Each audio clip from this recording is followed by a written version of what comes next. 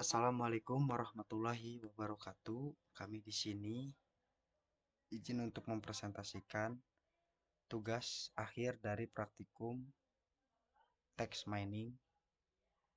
Perkenalkan, nama saya Muhammad Rizky Gunawan dengan NPM 053 dan rekan saya yang bernama Muhammad Gibran Kamil dengan NPM 059.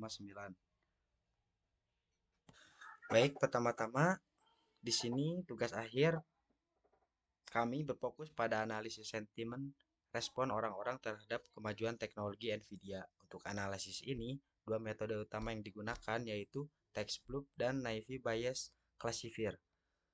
Pertama-tama di sini kita menginstal beberapa library, menginstal Node.js karena membuat build harvest menggunakan Node.js dan mengimport request Python page dengan menggunakan pip install pandas.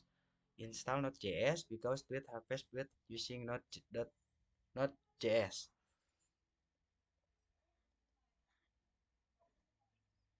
Untuk file name di sini tertera yaitu nvidia.csv. Sys keywordnya dengan kata kunci pencarian nvidia lang .2 id dan limitnya 600 dengan tekan sekian, menggunakan format string f untuk interpolasi variabel dalam perintah shell. Dan hasilnya di sini total tweet shape-nya yaitu 616. Berikutnya menginstal library. Selanjutnya di sini untuk membaca data yang telah di crawling dengan df seperti berikut. Nah, ini hasilnya. Berikutnya mengecek data yang telah di crawling dengan df.info. Dan untuk cleaning dataset di sini akan dijelaskan oleh rekan saya yaitu Muhammad Gibran Kamil. Di sini kita melakukan cleaning dataset. Sebelum melakukan cleaning dataset, di sini saya akan menunjukkan data yang sudah di cleaning dan belum di cleaning. Ini data yang belum di cleansing. Masih banyak kolom-kolomnya. Dan ini data yang sudah di cleansing. Hanya mengambil beberapa kolom saja. Di sini saya akan menjelaskan beberapa teknik data cleansing. Yang pertama, kita hanya mengambil beberapa kolom saja, yaitu kolom full text, username, dan crypted add. Karena hanya ini yang akan akan dianalisis. Di sini saya melakukan dfshape. Dfshape ini menghitung jumlah data yang ada pada kolom ini. Di sini ada 616 data. Di sini saya melakukan untuk menghilangkan data yang berisi data yang sama, yaitu seperti data duplikat seperti itu. Di sini hasilnya sudah dihilangkan data yang sama. Terus missing data ini saya melakukan menghitung jumlah nilai kosong dalam setiap kolom. Dan ini saya menampilkan kolom yang memiliki nilai yang kosong. Dan ternyata tidak ada nilai yang kosong dalam datanya. Nah, di sini saya melakukan pembersihan teks seperti mengubah teks menjadi huruf kecil, menghapus URL, menghapus simbol username, menghapus karakter khusus dan angka, menghapus spasi tambahan, dan menerapkan fungsi pembersihan teks ke dalam kolom full text. Di sini saya menyimpan data frame yang sudah dibersihkan tadi ke dalam file CSV. Nah, di sini data yang sudah dibersihkan. Terus di sini kita melakukan pre-processing text. Yang pertama kita melakukan normalisasi. Nah, di normalisasi ini kita melakukan beberapa teknik untuk mengganti kata yang tidak sesuai atau kata yang typo seperti kata ini tersebut yang ada di sini. Menjadi kata yang baku dan lebih baik. Nah, hasilnya ini. Terus kita melakukan install Sastrawi, dan install Sastrawi ini adalah library yang berfungsi untuk melakukan stemming pada teks bahasa Indonesia. Nah, di sini selanjutnya kita melakukan menghilangkan kata yang tidak bermakna. Dan kata yang tidak bermakna ini yaitu kata tidak dihilangkan pada data tersebut. Ini kita melakukan stop word pada data. Nah, ini hasilnya. Nah, selanjutnya kita melakukan tokenisasi. Tokenisasi ini untuk mempermudah pemeriksaan teks, baik untuk analisis, indexing, pencarian informasi, atau pengolah bahasa alami lainnya.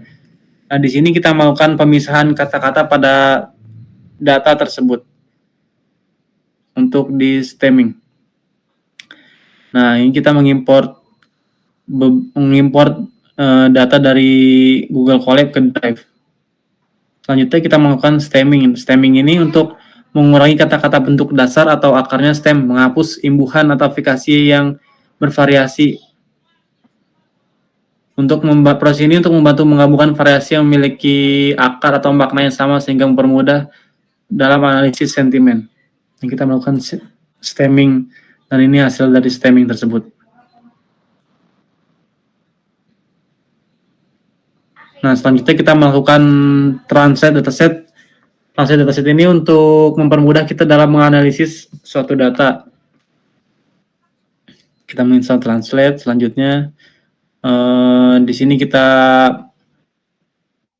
menampilkan data yang sudah di pre-processing tadi, yang sudah di stemming, untuk dilakukan mengubahnya menjadi data translate. Nah, selanjutnya di sini kita mengubah data yang tadi menjadi data yang sudah ditranslate ke dalam bahasa Inggris. Di sini melakukan pemberian nilai non-string float dari kolom full text. Fungsi untuk menerjemahkan dari bahasa Indonesia ke dalam bahasa Inggris. Dan ini untuk translate pada kolom full text dan menyimpan hasilnya ke CSV. Dan ini hasilnya yang telah dipindahkan dari bahasa Indonesia ke dalam bahasa Inggris. Selanjutnya kita mengimport beberapa library yang ada di sini. Nah, ini hasilnya nih. Hasil data yang sudah diterjemah tadi. Di sini kita melakukan mengimport beberapa library yang ada. Nah, di sini kita menunjukkan hasil yang telah tadi ditranslate ke dalam bahasa Inggris. Nah, di sini ada full text dan ada tweet English-nya. Di sini kita melakukan visualisasi dataset, yaitu dengan menginstal beberapa library yang ada seperti Tweet Processor, TextBlob, Word Cloud, dan NLTK.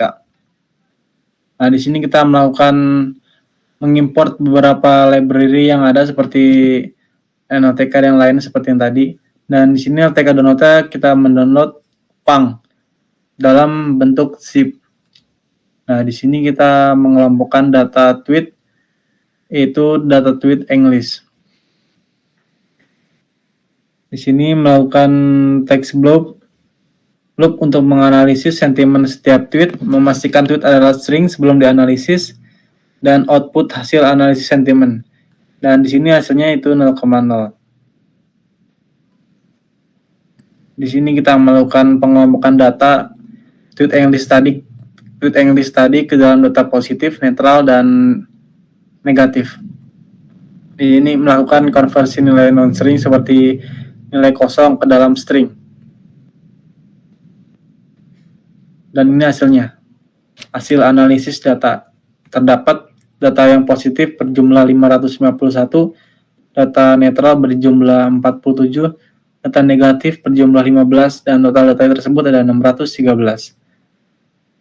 Selanjutnya, melakukan klasifikasi status data. Sini ada full text, tweet English, dan klasifikasinya. Selanjutnya, visualisasi dataset. Nah, dataset yang tadi yang telah dikelompokkan labelnya atau dilabeli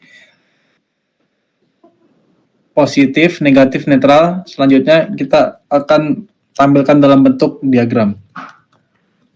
Nah, di sini ada diagramnya, dan lihat data positif lebih tinggi dibanding data negatif dan data netral. Selanjutnya, melakukan klasifikasi sentimen menggunakan algoritma naive Bayes. Kita tampilkan data dulu. Selanjutnya, mengimport beberapa library dan membaca data dari file tadi yang telah diterjemah dan memeriksa nama kolom, memastikan kolom yang diinginkan dalam data frame, menghapus baris nilai yang kosong atau none di dalam kolom teks atau label, mengkonversi semua nilai dalam kolom teks menjadi nilainya string, membuat list of tuple ke dalam data yang tweet English tadi, membagi data menjadi data train set dan data test set. Selanjutnya melatih classifier ke dalam data train set dan menguji akurasi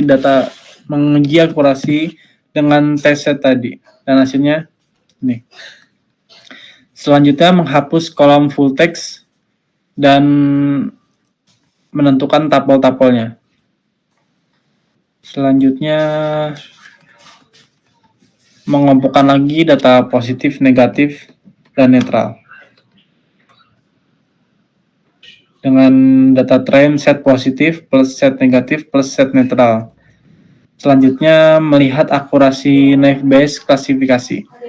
Akurasinya itu hasilnya adalah 93%. Hasil yang cukup tinggi dalam dataset. Selanjutnya melakukan pengecekan data kelompok yang sudah dikelompokkan tadi, membaca data dari file tadi yang telah diterjemah. Selanjutnya memastikan kolom tweet English ada dalam data frame. Loop untuk menganalisis sentimen setiap tweet, memastikan tweet adalah string sebelum dianalisis. Analisis sentimen tindakan lainnya seperti positif, negatif, netral. Ini menampilkan hasilnya. Dan ini adalah hasilnya, yaitu 7 tweet bukan string atau 7 tweet nilainya kosong, dan total tweet ada 612, dan total tweet positif berjumlah 551, total tweet negatif berjumlah 15, dan total tweet netral berjumlah 46. Selanjutnya menambahkan kolom klasifikasi Bayes ke dalam data frame asli. Nah, selanjutnya kita tampilkan dalam bentuk diagram lagi data yang tadi sudah dikelompokkan. Dan ini diagramnya. Dan lihat tweet yang positif lebih tinggi yaitu berjumlah 551, dan tweet negatif berjumlah 15, dan tweet netral berjumlah 46. Kita tampilkan data yang telah tadi kita lakukan. Datanya seperti ini. Selanjutnya kita melakukan mengimport beberapa library, mengkonversi list of tuple menjadi data frame, akses kolom tweet English, variabel untuk menyimpan status dan total sentimen, loop untuk menganalisis sentimen setiap tweet, memastikan tweet adalah string sebelum dianalisis, menentukan sentimen, memastikan panjang status sama dengan panjang data frame, menambahkan kolom klasifikasi Bayes ke dalam data frame asli, mengkonversi data frame ke list of tuple, loop untuk evaluasi data, dan ini hasilnya. Kita lihat ada beberapa data yang tidak memiliki cukup elemen atau tuple-nya.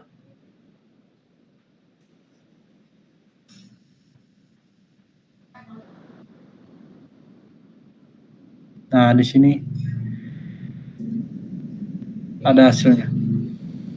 Di sini kita melakukan metode dengan dua metode. Yang pertama metode text block, yang kedua metode naive Bayes classifier. Dan data yang kita crawling tadi kita melakukan analisis sentimen. Sekian.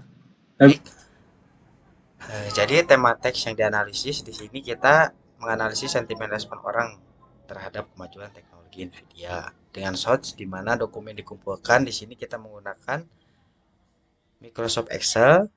Untuk metode yang digunakan di sini text blob dan juga naive Bayes classifier. Dengan text blob analisis sentimennya yaitu menilai apakah teks bersentimen positif, negatif, atau netral. Klasifikasi teksnya mengelompokkan teks ke dalam kategori. Untuk penerjemahan dan deteksi bahasa, menerjemahkan teks dan mendeteksi bahasanya. Untuk tokenisasi, di sini membagi teks menjadi kalimat atau kata. Untuk penandaan bagian dari ucapan, di sini menandai kata dengan bagian dari ucapannya, misalnya kata benda atau kata kerja. Untuk naive Bayes classifier, di sini dasar teorinya yaitu menghitung probabilitas suatu kelas berdasarkan data yang diberikan. Untuk asumsi impedensi, mengasumsikan fitur-fitur tidak saling bergantung. Untuk multinomial di sini untuk data diskrit frekuensi kata atau frekuensi kata. Bernoulli di sini untuk data biner atau kehadiran atau ketiadaan fitur. Untuk Gaussian di sini untuk data kontinu atau distribusi normal. Untuk prosesnya di sini kita menghitung probabilitas untuk setiap kelas dan memilih kelas dengan probabilitas tertinggi. Untuk aplikasi di sini kita menggunakan spam filtering, analisis sentimen dan juga klasifikasi dokumen. Untuk hasil yang dikeluarkan di sini bisa dilihat distribusi sentimen terkait Nvidia. Jadi kesimpulannya di sini tugas akhir kita ini berfokus pada analisis sentimen respon orang-orang terhadap kemajuan teknologi Nvidia. Untuk analisis ini, dua metode utama yang digunakan yaitu text block dan naive bayes classifier. Untuk hasil dari analisis ini menunjukkan bagaimana sentimen terhadap teknologi Nvidia bervariasi dan metode yang digunakan berhasil mengelompokkan sentimen serta mengklasifikasikan teks dengan cukup baik. Analisis ini juga memberikan gambaran yang jelas tentang persepsi publik terhadap kemajuan teknologi Nvidia. Sekian yang bisa kami jelaskan atau presentasikan. Kurangnya mohon dimaafkan. Wassalamualaikum warahmatullahi wabarakatuh.